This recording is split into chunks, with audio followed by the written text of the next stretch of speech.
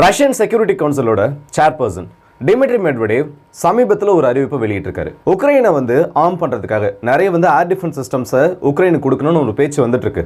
அதே நேரத்தில் சில நாடுகள், ஐரோப்பிய ஒன்றியத்தை சேர்ந்த சில நாடுகளும் அமெரிக்காவோட லா மேக்கர்ஸும் உக்ரைன்ல இருந்து 90களில் ரஷ்யா கிட்ட ஒப்படைக்கப்பட்ட அணு ஆயுதங்கள் மாதிரி நாம ஏன் உக்ரைன் அணு ஆயுதங்களை திரும்ப பெறதுக்கான அந்த உதவிகளை பண்ணக்கூடாது, ரஷ்யாவுக்கு எதிராக உக்ரைனுக்கு நம்ம கொடுக்கக்கூடிய ஒரு பெரிய செக்யூரிட்டி கேரண்டியே இல்லை செக்யூரிட்டி அஷூரன்ஸே இந்த அணு ஆயுதங்களை திரும்ப கொடுக்கறது தான் சொல்லிட்டு சில பேச்சுகளானது வெளிவந்துட்டு இருக்கு.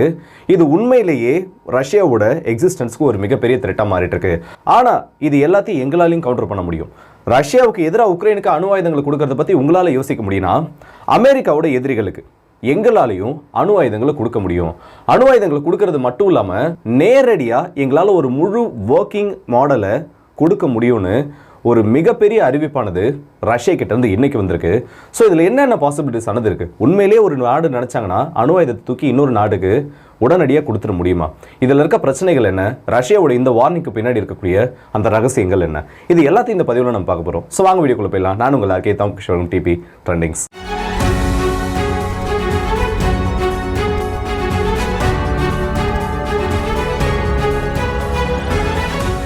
Nuclear weapons of mass destruction.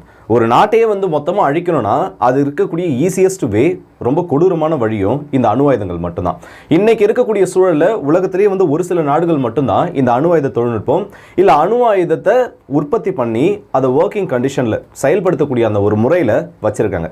இதில் நிறைய நாடுகள் இருக்காங்க. ஆனால் உலகத்தோட 90% ஆயுதங்கள்ன்றது ஆக்டிவ் வார்ஹெட்ஸ்லேருந்து ஏவுவதற்கு தயாராக இருக்கக்கூடிய ஏவுகணைகளில் பொருத்தப்பட்ட ஆயுதங்களோடு சேர்த்து இந்த 90%ன்றது ரஷ்யா, அமெரிக்கா இந்த ரெண்டு நாடுகளோட கண்ட்ரோலில் தான் இருக்குது. ஸோ இந்த ரெண்டு நாடுகளும் அணு ஆயுதங்களை பொறுத்த வரைக்கும் அசைக்க முடியாத அரசர்களாக இப்போ வரைக்கும் இருந்துட்டு இருக்காங்க.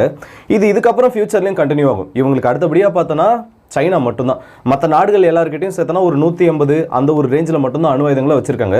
சைனா கிட்ட ஏறத்தாழ 350லேருந்து 500 வார்ஹெட்ஸ் வரைக்கும் இருக்கிறதா தகவலானது இருக்குது. ஆனால் எந்த நாட்டுக்கிட்டையும் எவ்வளோ வார்ஹெட்ஸ் இருக்குன்றது வெளியில் தெரியாது. அவங்க கொடுக்குற டேட்டா மட்டும்தான் வெளியில் வரும். ஐஏஏ அதுக்கப்புறம் சில தகவல்களை வெளியில் சொல்கிறது உண்டு. ஆனால் என்னதான் இவங்க கிட்ட மற்ற நாடுகள் எல்லாருக்கிட்டையும் அணு ஆயுதங்கள் அதிகரிக்கிறதுக்கான அந்த முயற்சிகள் இருந்தாலும் இந்த ரெண்டு நாட்டோட இடத்த மற்ற நாடுகளால் அவ்வளோ சீக்கிரத்தில் பிடிக்கவும் முடியாது. அதுக்கான வாய்ப்புன்றது இப்போ சுத்தமாக கிடையாது.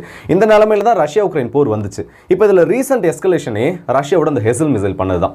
அது பண்ணதுக்கப்புறம் ஒட்டுமொத்த ஐரோப்பிய கண்டமும் இப்போ பிளைண்டாக நிற்கிறாங்க. என்ன பண்ணுறதுனே தெரியாது.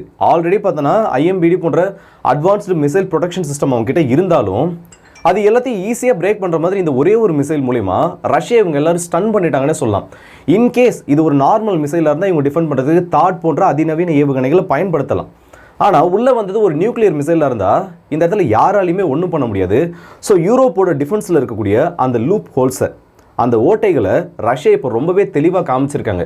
இப்படி ஒரு ஏவுகணையை ஏவுனதுக்கு அப்புறமா தான் பல பேருக்கு தெரியுது, ஓ இந்த மாதிரி வெப்பன்ஸ் கூட ரஷ்யா கிட்ட இருக்கான்னுட்டு. அதே தான் அமெரிக்காவுக்கும். இன்னும் அவங்க ஒரு வார் சினாரியோவில் சில வெப்பன்ஸை டெஸ்ட் பண்ணிட்டு இருந்தாலும் இந்த மாதிரி ஒரு மிசைல் அவங்க இன்னும் வெளியில் ஷோகேஸ் பண்ணலை. இப்போ சமீபத்தில் ஏற்பட்ட ஒரு மேஜரான எஸ்கலேஷனாக இது இருந்தாலும் சோவியத் காலகட்டத்தில் கோல்டு வார் பனிப்போரானது எந்த அளவுக்கு ஒரு பெரிய பிரச்சனை ஏற்பட்டுச்சோ இப்போ கிட்டத்தட்ட அதே மாதிரி ஒரு சினாரியோவில் தான் அமெரிக்காவும் ரஷ்யாவும் ரொம்ப பக்கத்தில் இருக்காங்கன்னே சொல்லலாம். அதுக்கான காரணம் என்ன தெரியுமா? இப்போ இந்த ஹெசல்னு சொல்லக்கூடிய அந்த ஏவுகணையை ரஷ்யா உக்ரைன் மேலே செலுத்தினதுக்கு அப்புறமா உடனடியாக வந்த முதல் ரெக்வஸ்டே உக்ரைன் கிட்ட இருந்து, எங்களுக்கு பேட்ரியட் எல்லாம் பத்தாது, தாட் மிசைல் டிஃபென்ஸ் சிஸ்டம் இல்லைனா அந்த ஆன்டி மிசைல் ஷீல்டை எங்களுக்கு கொடுங்க.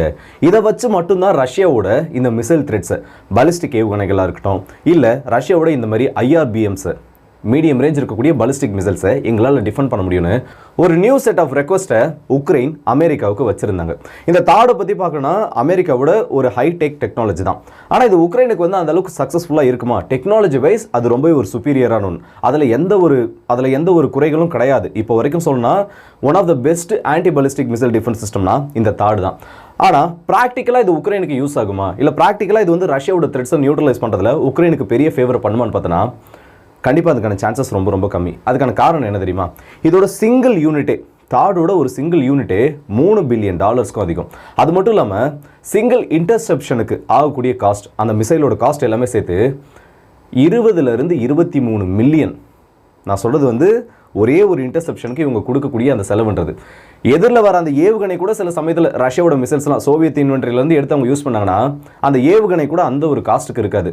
ஸோ இப்படி ஒரு இந்த ஒரு ரேஷியோ இல்லை இந்த ஒரு அளவில் வந்து இவங்க இன்டர்செப்ட் பண்ணாங்கன்னா கூடிய சீக்கிரத்தில் உக்ரைன் பேங்க்ரப்ட் ஆகிறாங்களோ இல்லையோ அந்த ஒரு கண்டிஷன் தான் ஏற்கனவே இருக்காங்க. ஆனால் இந்த டிஃபென்ஸ் சிஸ்டம்லாம் கொடுக்குற நாடு பேங்க்ரப்ட் ஆகிடும். ஏன்னா ஒரு நாளைக்கு 4லேருந்து 5 இன்டர்செப்ஷன் பண்ணாலே அதோட வேலை முடிஞ்சுது. ஸோ தாடுன்றது ஹை எஃபிஷியன்ட் சிஸ்டமாக இருந்தாலும் உக்ரைனுக்கு ப்ராக்டிக்கலாக இப்போ இதை அவங்களால பயன்படுத்த முடியாது. ஸோ இந்த கோரிக்கையானது அமெரிக்கா கிட்ட இருந்து கண்டிப்பாக போகாது. இப்போ தான் ஒரு கிரிட்டிக்கலான திங்கிங்கிறது அமெரிக்காவோட சில ரா மேக்கர்ஸ்கிட்டையும் ஐரோப்பிய ஒன்றியத்தோட முக்கியமான பொலிட்டீஷியன்ஸுக்கும் இந்த இடத்துல உதயமாகுது. ஏன் நியூக்ளியர் வெப்பன்ஸை திரும்பவும் உக்ரைனுக்கு கொடுக்கக்கூடாதுன்னு சொல்லிட்டு நம்ம வந்து ஒரு வாரத்துக்கு முன்னாடி ஒரு வீடியோவில் பார்த்துருப்போம். உக்ரைனால் அணு ஆயுதங்களை தயாரிக்க முடியுமா? உக்ரைன் வச்சிருந்த ரெக்வஸ்ட் அது. நாங்கள் வந்து எங்களுக்கு வேறு வழியே இல்லை, நாங்கள் இதே மாதிரி வந்து இந்த போரானது போயிட்டு இருந்துச்சுன்னா அணு ஆயுதங்களை தயாரிக்கிறதுக்கு தயங்க மாட்டோம் ஜெலன்ஸ்கி கொடுத்துருந்த அறிவிப்பு. ஆனால் இப்போ வந்திருக்கக்கூடிய இந்த அறிவிப்பானது உக்ரைன் கிட்ட இருந்து கிடையாது, உக்ரைனோட பார்ட்னர் கண்ட்ரிஸ் கிட்ட இருந்து. ஸோ இது ரெண்டுத்துக்கும் மேஜரான வித்தியாசம் இருக்குது. இப்படி ஒரு அறிவிப்பு வந்ததுக்கப்புறமா உக்ரைனுக்கு ஏன் நியூக்ஸை கொடுக்கக்கூடாதுன்னு ஒரு அறிவிப்பு வந்ததுக்கப்புறமா ரஷ்யா சும்மா இருப்பாங்களா? அதுக்கான எதிர்வினையை இல்லை அதுக்கான அந்த ஒரு ரிப்ளையை தரமாக கொடுத்துருக்காங்கன்னே சொல்லலாம். டிமிட்ரி மெட்வெடேவ் ரஷ்யாவோட செக்யூரிட்டி கவுன்சிலோட சேர்பர்சன் சிம்பிளாக முடிச்சிட்டாரு. ரஷ்யா அணு ஆயுதங்களை உக்ரைன் மேலே பயன்படுத்தக்கூடிய அந்த ஐடியாலே கிடையாது. ஆனால் இருந்தாலும் உக்ரைனுக்கு வந்து நீங்கள் அணு ஆயுதங்களை கொடுக்கணும். சோவியத் ரஷ்யா கிட்ட இருந்து உக்ரைன் பிரிஞ்சதுக்கு அப்புறமா உக்ரைனில் வந்து உலகத்திலேயே வந்து 3வது பெரிய நியூக்ளியர் ஸ்டாக் பைல்ன்றது உக்ரைனோட நிலப்பகுதிகளில் தான் இருந்துச்சு.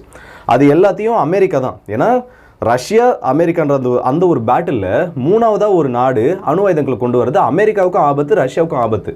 இந்த இடத்துல அமெரிக்கா ரஷ்யாவும் சேர்ந்து உக்ரைன் கிட்ட இருக்க அந்த அணு ஆயுதங்களை ரஷ்யா கிட்ட ஒப்படைக்க வச்சாங்க. ஓப்பனாக சொல்லணும்னா அமெரிக்கா உக்ரைன் கிட்ட இருந்து அணு ஆயுதங்களை பிடுங்கி ரஷ்யா கிட்ட கொடுத்தாங்க. அப்படி ஒரு சினாரியோல தான் உக்ரைன் அணு ஆயுதங்களை திரும்ப கொண்டு போய் ரஷ்யா கிட்ட ஒப்படைச்சாங்க. அது மட்டும் இல்லாமல் அணு ஆயுதங்களை மெயின்டைன் பண்ணுறதுக்கு தேவையான அந்த காஸ்ட் ஆஃப் மெயின்டெனன்ஸ்ன்றது அப்போதைக்கு உக்ரைன் கிட்ட கிடையாது. ஸோ திரும்பவும் இப்படி ஒரு கான்செப்டை நீங்கள் உக்ரைனுக்கு எடுத்துகிட்டு வரீங்கன்னா இதை கவுண்டர் பண்ணுறதுக்கு எங்ககிட்டயும் பல வழிகள் இருக்குது. முதல்ல அமெரிக்காவோட எனிமீஸ்க்கு லாங் ரேஞ்ச் வெப்பன்ஸையும் ஹை ப்ரெசிஷன் மிசைல்ஸையும் கைடட் அம்யூனிஷன்ஸையும் நாங்கள் கொடுப்போம். இந்த இடத்துல அமெரிக்காவோட எனிமிஸ்னா அமெரிக்கா பல இடத்துல வம்பிழுத்து வச்சுருக்காங்க. உலகம் முழுக்க பல நாடுகளில் வந்து அமெரிக்காவுக்கு எதிர்ப்பானது இருக்குது. நிறைய நாடுகளில் அமெரிக்க எதிர்ப்பு அரசியல்ன்றது பெருசாக போயிட்டுருக்கு. அமெரிக்காவுக்கு அன்ஃபேவரான ஆட்சி மாற்றங்களும் அங்கங்கே நடந்துட்டுருக்கு. இது எல்லாமே நமக்கு தெரிஞ்ச விஷயம்தான்.